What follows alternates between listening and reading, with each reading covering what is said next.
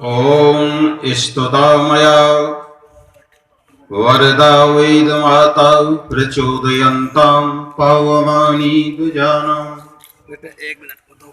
आयुः प्राणं प्रजं पशुं कीर्तिं द्रविडं ब्रह्मवर्चसं मह्यं दत्त्वा व्रजत ब्रह्मलोकम् व्रजत ब्रह्मलोकम्। बहुत ही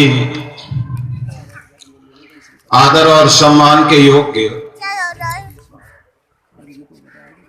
हमारे इस क्षेत्र की शान सम्मानीय स्वामी जी महाराज, मंचस्थ सभी विद्वज्जन,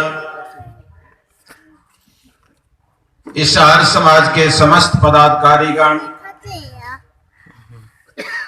और उत्तरांचल प्रदेश के पदाधिकारीगण, समस्त धर्म प्रेमी बंधु और मातृशक्ति, मुझे अपार खुशी है कि आज इस आर्य समाज के प्रांगण में मैं 3 दिन से लगातार बहुत अच्छे अच्छे विद्वानों से अच्छी अच्छी बातें सुन रहा हूं और आज मुझे और अपार हर्ष हो रहा है कि स्वामी जी महाराज के निर्देशन में दानी लोग बढ़ चढ़ करके भाग ले रहे हैं और लोग स्वामी दयानंद की बात सुना रहे हैं। मुझे मथुरा से चल करके आया हूं, मुझे मथुरा की वो घटना याद आती है कि जिस समय स्वामी दयानंद सरस्वती गुरु ब्रजानंद के पास मथुरा में पहुंचे। आप सभी बुद्धिजीवी लोग हैं, आपने सारे स्वामी जी के जीवन चरित्र को पढ़ा होगा। और जब स्वामी दयानंद सरस्वती ने ब्रजानंद की कुटी का द्वार खटखटाया तो अंदर से एक आवाज आई कि कौन? तो स्वामी दयानंद सरस्वती ने उस कौन प्रश्नवाचक शब्द का उत्तर देते हुए कहा कि केवल मैं यही जानने तो आया हूं कि मैं कौन हूं। बंधुओं, मैं अपनी बात जो कहना चाहता हूं तो स्वामी दयानंद सरस्वती के इस वाक्य को सुनकर विरजानंद की अंतःस्थल ने चेतना ली और सोचा कि आज मुझे कोई सच्चा विद्यार्थी मिला है और दरवाजा खोला।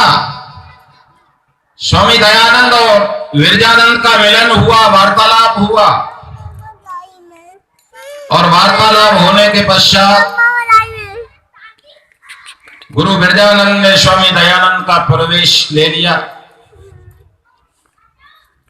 परंतु स्वामी विरजानंद ने एक स्वामी दयानंद के सामने एक शर्त रखी थी और वह शर्त ये थी कि दयानंद, मैं तुझे ज्ञान तो दूंगा, मैं तो तुझे विद्या तो दूंगा, परंतु मेरे पास साधन का अभाव है,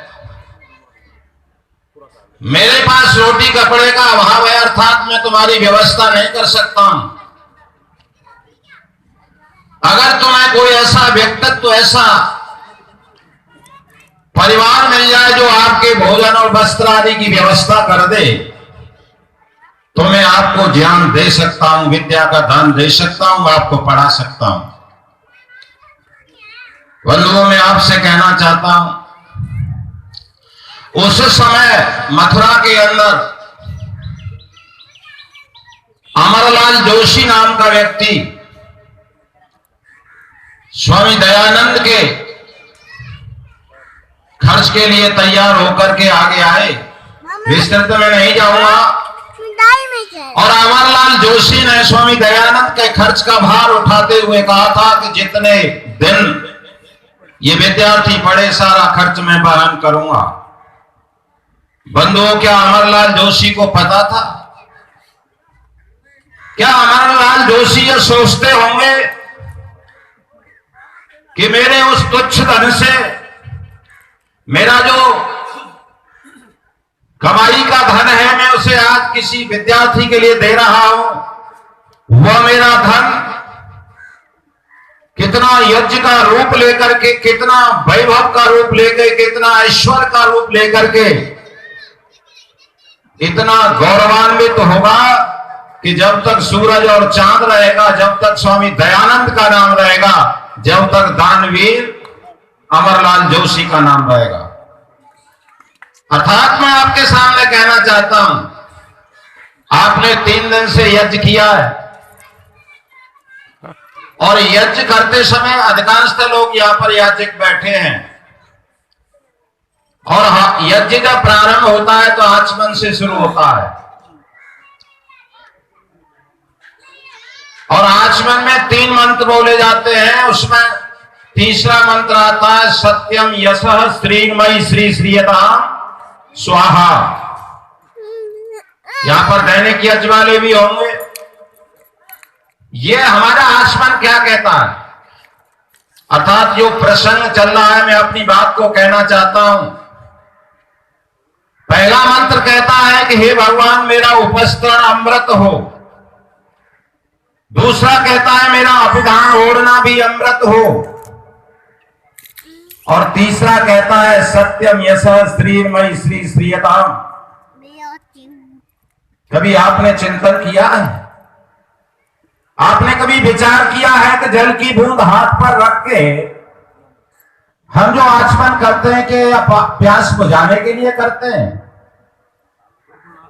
किसके लिए ये होता है?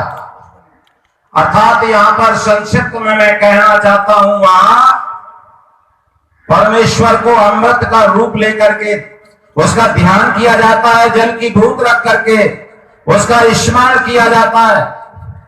जब वही जल नल में होता है, कूप में होता है, उसे हम पानी कहते हैं। और जब जो है उस यज्ञ पात्र में होता है तो हम उसे जल कहते हैं। और वही जब आकर के आचमन के रूप में होता है तो वही अमृत हो जाता है। अर्थात हमारा उपस्तरण ओढ़ना कब अमृत हो सकता है? इसमें 3 चीजें हैं। पहला सत्य है, अर्थात ब्राह्मण वो होता था जिसके जीवन में सत्य होता था, अर्थात जो सब कुछ सर्वस्व कर सकता था परंतु सत्य को नहीं छोड़ सकता था। जो ऐसा व्यक्ति होता था वो ब्राह्मण होता था और वो अमर होता था, अर्थात उसका भौतिक शरीर नहीं रहता परंतु वह कभी मरता नहीं है। और दूसरी चीज होती है यश। क्षत्रिय का अमृत क्या होता है? यश होता है, अर्थात वह अपने यश को कभी कलंकित नहीं होने देता है। और जो क्षत्रिय होकर अपने यश को कलंकित नहीं होने देगा वो अमर हो जाता है, वो अमृत को प्राप्त होता है। और तीसरी बात होती है श्री। आपने कभी विचार किया कि हर व्यक्ति अपने नाम से पहले श्री लगाता है?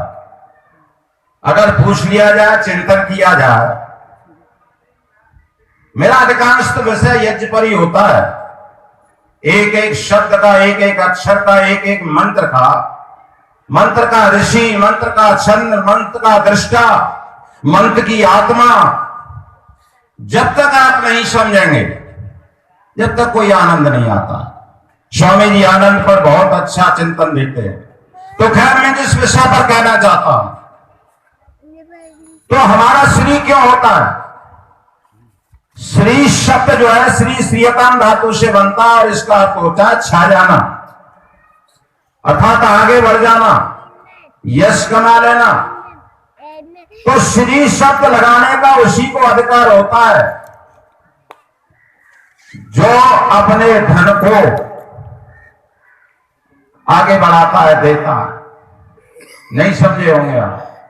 अर्थात वही व्यक्ति, वेद कहता है, ईश्वर की वाणी कहती है, ईश्वर कहता है दुनिया के लोगों, धनपति तो कोई भी हो सकता है। जरा समझने का प्रयास करना, धनपति कोई भी हो सकता है, धन कोई भी कमा सकता है। और उसे अच्छे रूप में भी कमा सकता है और बुरे रूप में भी कमा सकता है।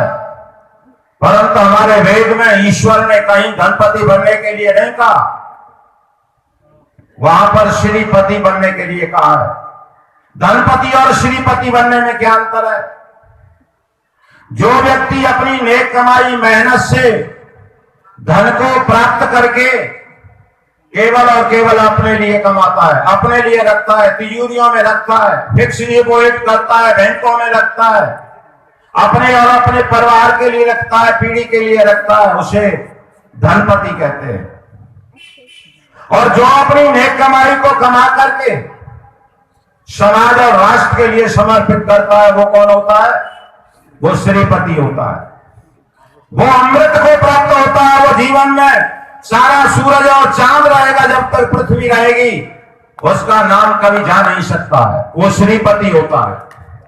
उदाहरण के तौर पर आपने भामाशाह का नाम सुना होगा। महाराणा प्रताप चित्तौड़ को छोड़ने लगे हैं, घास की रोटी खाई, उसे वन विलाप ले गया, कितना जीवन में संघर्ष किया, पर महाराणा कभी टूटे नहीं, महाराणा कभी रोए नहीं, महाराणा कभी हताश नहीं हुए। परंतु आज महाराणा मेवाड़ को छोड़ने लगे हैं। जो ही घोड़े को एड़ देकर के उस मेवाड़ को छोड़ना चाहते हैं, आगे बढ़ना चाहते हैं, तो एक वृद्ध लाठी के सहारे चलता हुआ घोड़े की लगाम चेतक को थाम लेता है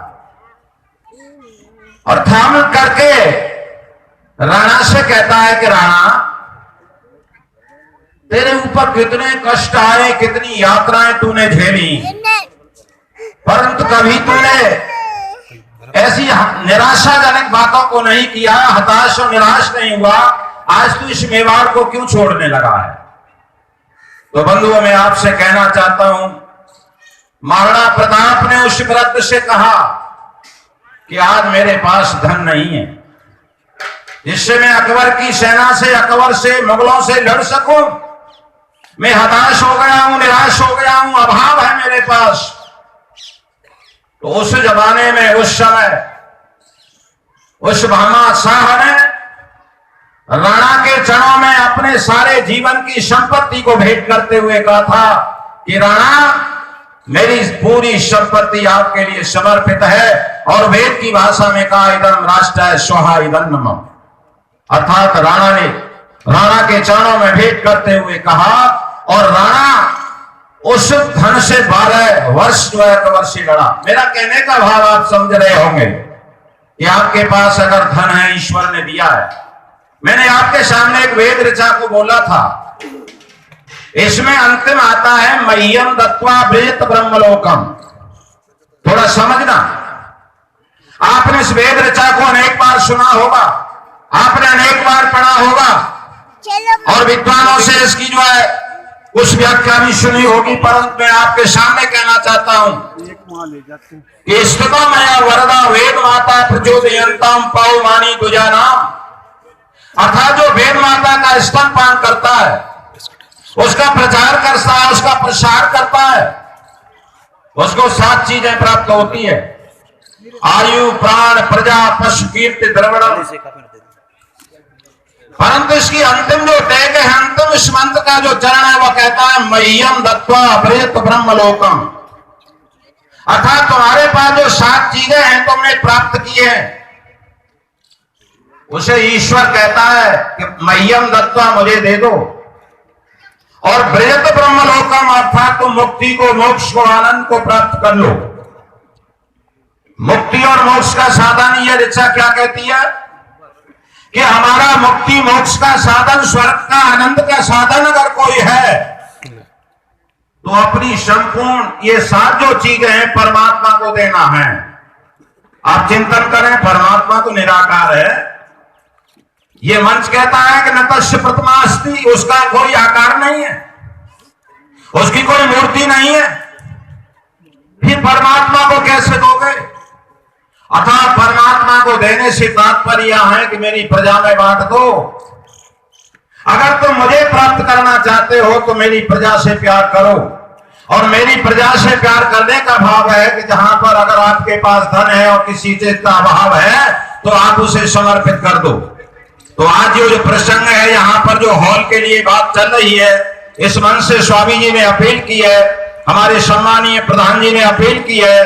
तो मैं आपसे कहना चाहता हूं, ये सबसे बड़ा यज्ञ है, ये सबसे बड़ी प्रभु पूजा है, और आपका श्री लगाने का भी यही है, आपका अमृत तोड़ने का यही साधन है।